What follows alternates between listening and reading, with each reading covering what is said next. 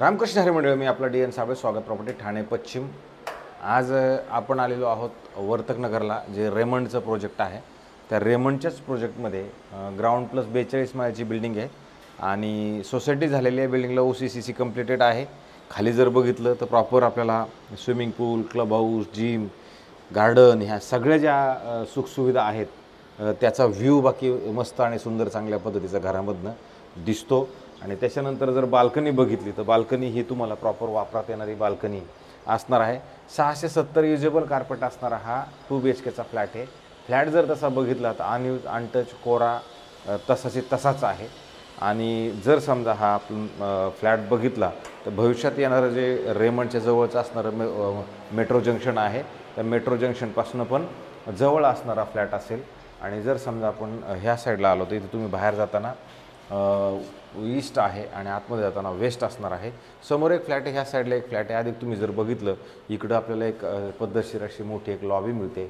त्या साईडला पण 2 फ्लॅट आहेत, ह्या साईडला 2 फ्लॅट आहेत। आणि इकडे जर तुम्ही बघितलं तर तुम्हाला इकडे लिफ्ट वगैरे सगळं प्रॉपर आहे। 4-5 लिफ्टचं प्रावधान ऑलरेडी आहे। लिफ्ट आहेत, फास्ट आहेत, काही प्रॉब्लेम नाही आहे। सिंगानिया शाळा पण इकडनं तशी बघितली तर जवळ आहे, खूप लांब नाही। आपला फ्लोअर पण आहे तो मिडल फ्लोअरला फ्लॅट आहे।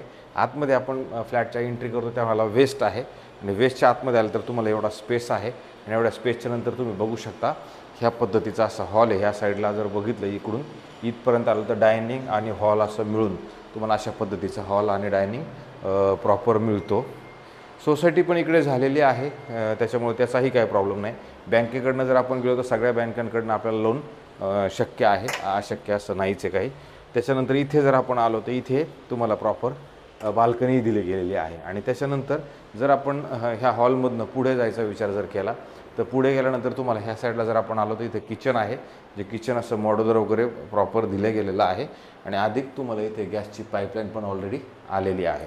आणि ह्या साईडला क्रॉस व्हेंटिलेशनसाठी खिडकी आहे। ह्या खिडकीमधनं जरी आपण बघितलं तर ॲम्युनिटीज वगैरे मात्र तुम्हाला घरामधनं प्रॉपरली ह्या खिडकीतनं, किचनच्या खिडकीतनं पण तुम्हाला दिसणार येतं।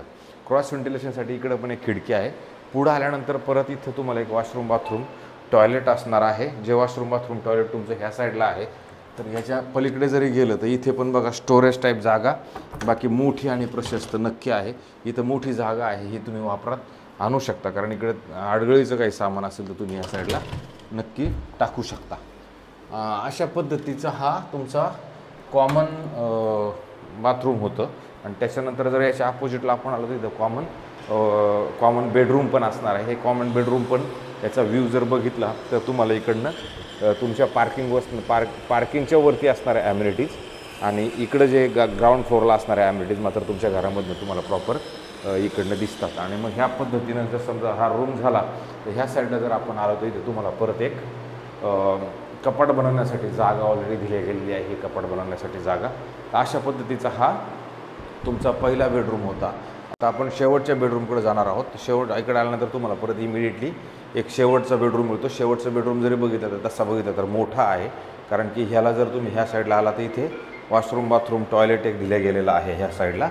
असं ह्या साईडला आला तर इथे हेही नवं कोरं आणि अनटच मात्र नक्की असणार आहे। आणि नंतर समजा इकडे जर आपण आलो तर इकडे पण तुम्ही बघू शकता एक मोठी जागा आहे, जी तुम्ही कपडे सुकवायला म्हणा त्या सगळ्या गोष्टींना प्रॉपरली मिळते। म्हणजे मोठी जागा आहे इकडले पण तुम्हाला चांगल्या पद्धतशीर। आणि नंतर मग तुम्ही इकडनं हा बेडरूमच्या ह्या साईडला जर आपण आलो तर इथे पण तुम्हाला परत एक थोडक्यात कपाट बनवण्यासाठी ऑलरेडी जागा दिली गेलेली आहे। नंतर एक क्रॉस व्हेंटिलेशनसाठी इकडे खिडकी आहे।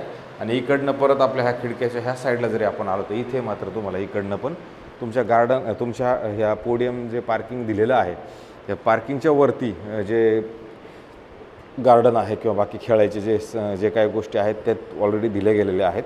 इकडनं पण तुम्हाला तुमच्या क्लब हाऊस वगैरे पण दिसतोय तसा। तर ह्या अशा पद्धतीचा हा खरं तर रेमंडला 2 BHKचा फ्लॅट आहे। ज्या मंडळींना रेमंडचा फ्लॅट बघायचा आहे त्यांच्यासाठी हा फ्लॅट असू शकतो। तर राहिला प्रश्न रेटचा, तर रेट ह्या मालकांना सांगितल्यानंतर बरंच काही आपण चर्चा केलेली होती, तरी पण त्यांनी आपल्याला सांगताना सांगितलं की बाबा मला 1,70,00,000 रुपये निगोशिएबल याची किंमत त्यांनी ठेवलेली आहे। त्यांच्याशी बऱ्याच वेळ चर्चा आपण केलेली आहे, पण त्यांनी आपल्याला ते 1,70,00,000च सांगितलेले आहे।